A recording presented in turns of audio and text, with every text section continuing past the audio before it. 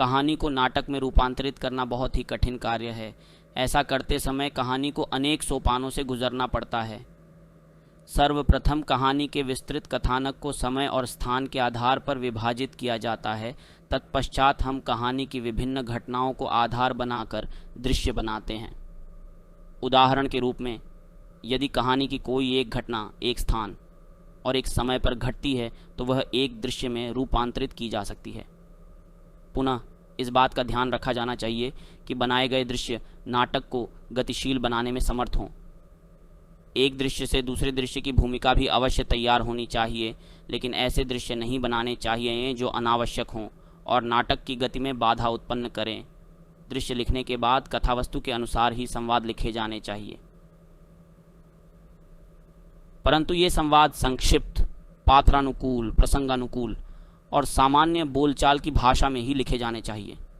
इसके लिए हम मूल कहानी के संवादों को थोड़ा छोटा कर सकते हैं और आवश्यकतानुसार नया संवाद भी बना सकते हैं।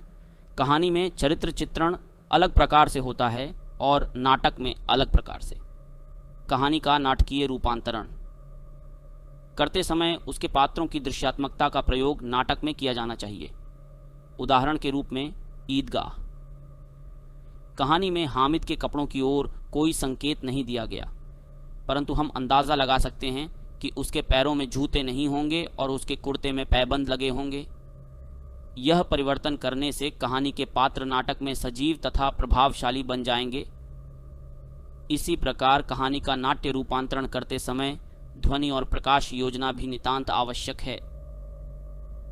लेखक तो इसके बारे में केवल सुझाव ही दे सकता है, परंतु निर्णय तो निर्देशक को ही लेना पड़ेगा। इसके साथ साथ कहानी के वातावरण को नाटक में थोड़ी सी स्वाभाविकता भी प्रदान की जानी चाहिए। ये सब कदम उठाने के बाद ही कहानी का नाट्य रूपांतरण संतोषजनक ढंग से किया जा सकता है। उपरोक्त तथ्य को संक्षेप में समझते हैं। कहानी के विस्तृत कथा वस्तु को समय और स्थान के आधार पर विभाजित करना, नाटक के दृश्य बनाने से पहले उसका एक खाका तैयार करना, कथानक के अनुसार नाटक के दृश्यों को तैयार करना, संवाद छोटे, प्रभावशाली और बोलचाल की भाषा में हो, पात्रों की वेशभूषा चरित्र के अनुसार होना चाहिए, ध्वनि और प्रकाश की उचित व्यवस्था हो,